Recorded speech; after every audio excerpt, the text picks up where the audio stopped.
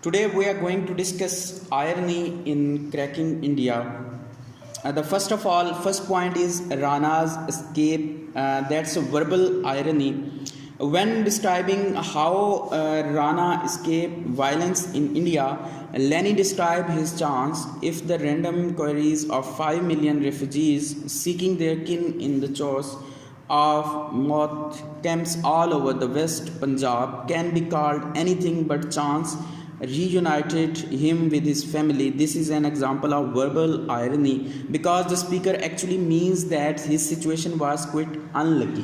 अब देखें आयरनी जो होती है वो बेसिकली ऐसे बाज़-औक़ात सिचुएशंस को बताने के लिए यूज़ की जाती है जो कि बाज़-औक़ात राइटर बता कुछ रहा होता है लेकिन उसका मतलब क्या होता है कुछ और होता है। तो वो आयरनी यूज़ करते हुए यहाँ पे भी क्या बता रहा है कि राना का जो एस्केप है वो क्या है हमारे पास वर्बल आयरनी है। तो वो देखें वो कहता है this is an example of verbal irony because the speaker actually means that his situation was quite unlucky. वो इस सारी बात से हमें क्या बताना चाह रहा है कि उसकी सिचुएशन क्या थी, बहुत ज़्यादा अनलकी थी। लेकिन उसका अगर हम कंटेक्चुअल मीनिंग देखेंगे तो तब हमें जाके समझ आएगी कि उसने क्या किया, यहाँ पे वर्बल आयरनी को क्या किया, यूज़ किया। The next point is god mothers connections. अब देखें गॉड मदर्स कनेक्शन जो हैं वो भी हमारे पास किस ज़ुमरे में आएंगे, वर्बल आयरनी के ज़ुमरे में आएंगे। Lenny says that if not for godmother's connection in the police department that push them to rescue Aya this situation could have been consigned to the ingenious eternity.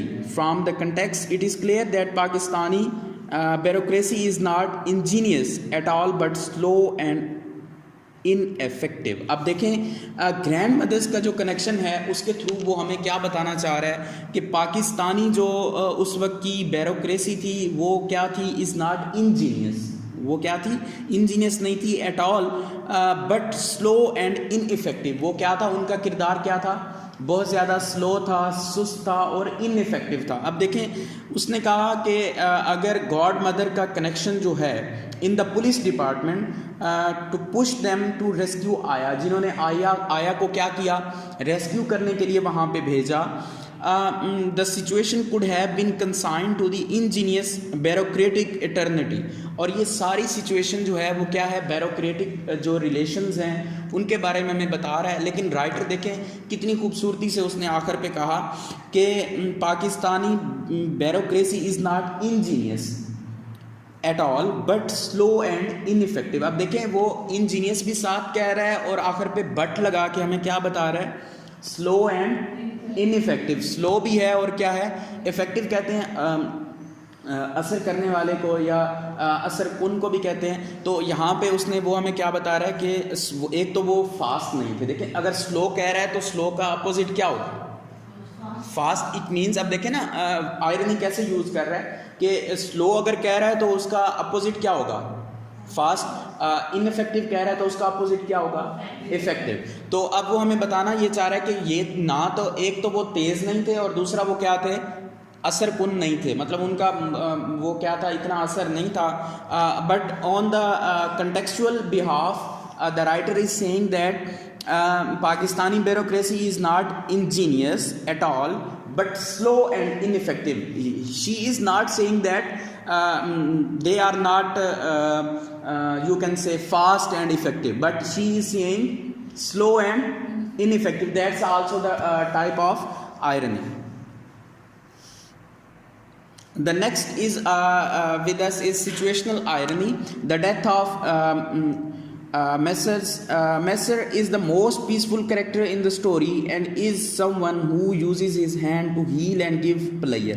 अब देखें वो हमें एक ऐसे character के थ्रू ये चीज़ बताना चाह रहा है कि सिचुएशनल आयरनी क्या होती है from on the behalf of the character who is most peaceful character. अब देखें अब अगर वो पीसफुल कह रहा है तो इट मीन्स वो हमें ये बताना चाह रहा है कि वो लड़ाकू नहीं था, इज़न्ट इट। तो अगर वो यहाँ पे कोई और वर्ड यूज़ करता तो ऑब्वियसली उसके हिसाब से वो यूज़ करता। तो वो कहता है जी his gruesome death is an example of situational irony. अब उसकी जो मौत है वो हमें क्या बता रहा है कि एक सिचुएशनल आयरनी के थ्रू उसकी मौत वाक़ई हुई। because his fate is completely different from what the reader would expect.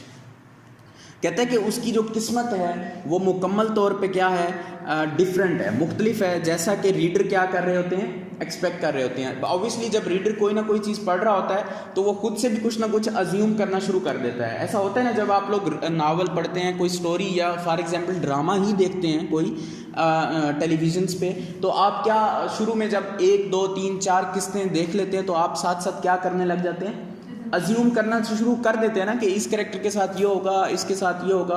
But on the other hand the reality is something else being produced by a writer. यहाँ पे भी वो यही कह रहा है कि his fate is completely different. अब जो रीडर सोच रहा है उससे उसकी जो किस्मत है मुकम्मल तौर पे क्या है, डिफरेंट है. The next is verbal irony. The point is shapely foot. देखते हैं ये क्या है जी. What if I have to labor at learning spelling and reciting poems and strive with 40 other driven children to stand first, second or other in class? So far I have been spread the IDC. I am by nature uncompetitive, but the sudden emergence from its cocoon of a beautifully balanced and shapely foot could put my sanguine personality and situation on the line. अब देखिएगा, अब ये उसने किसके बारे में बता रहा है, शेपली फुट. ऑब्वियसली किसके थे, किस करेक्टर के शेपली फुट थे बच्चे, लैनी के थे ना बच्चे. उसको पोलियो था ना, क्या हो गया, जाग रहे हैं सारे. तो बिकॉज लैनी has polio she is sometimes exempt from going to school like other children her age. Here she harmlessly discusses having a well-shaped and healthy foot as a bad thing because it will force her to join the idiocy that other children have to deal with it at school. अब देखें उसके जो shapely foot है basically verbal irony में आ रहे हैं, लेकिन वो हमें क्या बता रहा है कि उसके, अब देखें वो कंपैरेटिव है दूसरों के साथ. अब देखें अगर एक बंदा बिल्कुल ठीक है, अगर क्लास में अल्लाह ना करे या कहीं पे किसी भी आप सोसाइटी में अगर रह रहे हैं तो पूरा जो है आपकी सराउंडिंग्स में कोई मसला नहीं है, लेकिन एक बंदे को मसला है, कोई ना कोई अनफिट है या कोई प्रॉब्लम है, फॉर एग्जांपल उसको कोई मसला भी हो जाता है, तो वो बेचारा जब कंपैरेटिवली देखेगा तो उसको ऑब्वियसली चीज़ें फील करेगा ना वो. तो इसी तरह यहाँ पे भी जो उसके शेपली फुट थे उसको उसने हमारे साथ बयान किया वर्बल आयरनी के तौर पे कि वो जब स्कूल जाती थी तो दूसरे बच्चों के पाँव देख के उसको फील होता था. ठीक है, जब बच्चे उस पर बातें करते थे या जब वो दूसरे बच्चों के पाँव या आम इवन के इन द होम जब वो अपने माँ बाप के पाँव देखती थी तो उसको भी फील होता था कि मेरे पाँव कैसे हैं, डिफरेंट हैं. सो इन दिस शेप और you can say in this circumstances the writer is going to depict the verbal irony through the character Lenny.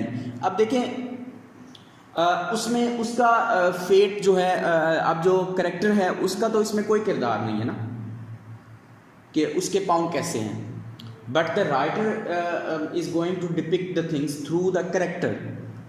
अब वो थ्रू द करेक्टर हमें बता रहा है कि उसके अगर शेपली फुट थे और उसमें अब रीज़न देखें क्यों थे उसके shapely foot, due to polio. अब पोलियो देखें पूरे नावल में एक ही बंदे को था ना, उसके असरात सिर्फ एक ही बंदे पे दिखाए गए ना, अब बाकी तो कोई ऐसा सच नहीं था. अब हमारे यहाँ जैसा कि कोरोना अगर किसी को हो जाए तो उसको क्या कहते हैं, करंटीना कर देते हैं, आइसोलेट कर देते हैं ना उसको 14-15 दिन. वो क्या हो जाता है, एक अलहदा उसकी एक अलहदा एटमॉस्फेयर बन जाता है, उसकी अलहदा सराउंडिंग्स होती हैं, उसके अपने रूल्स एंड रेगुलेशंस होते हैं, उसकी अपनी एक नाम्स में वो चला जाता है. बट यहाँ पे आप देखें अब कंपैरेटिव मैं आपको बताना चाह रहा हूँ. यहाँ पे देखें तो सिचुएशन इज समथिंग एल्स कि एक पोलियो वाली बच्ची आम बच्चों में भी जा रही है, घर में भी सबको देख रही है और स्कूल में बच्चों को ऑब्जर्व भी कर रही है.